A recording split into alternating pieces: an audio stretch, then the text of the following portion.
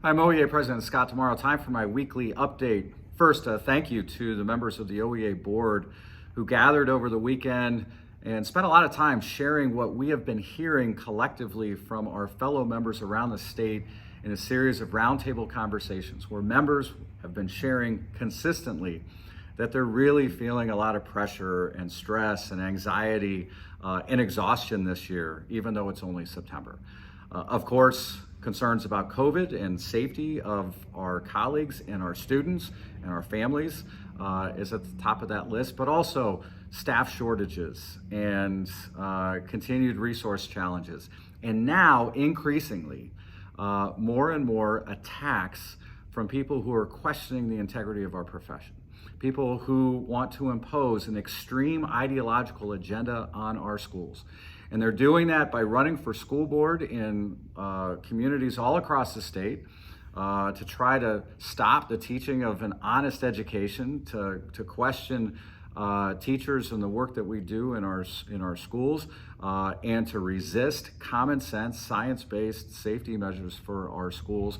And so we are working very hard to identify who are those pro-public education candidates who deserve our support. We're lifting up our local associations as they engage in the screening process and supporting candidates and engaging with our fellow members on these critical school board races all over the state.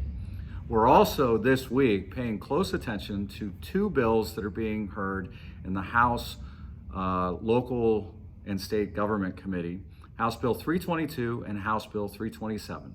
Both bills purport to ban the teaching of divisive concepts related to race. What they really are attacks on honesty in education and attacks on professionalism of teachers. We need to stand up for academic freedom. We need to stand up for the rights of our students. We need to stand up for the rights of each other. 10 years ago, we stood together to resist what we knew was a terrible challenge in Senate Bill 5 that would have taken away collective bargaining rights. This is a similar existential threat to our profession and to our union. I hope that you will take action and follow the instructions of the action alert this week and in the weeks and months to come as this struggle will continue. We're continuing to engage on the issue of fair funding. I'll be speaking at a rally for fair funding, for fair districts rather, tomorrow.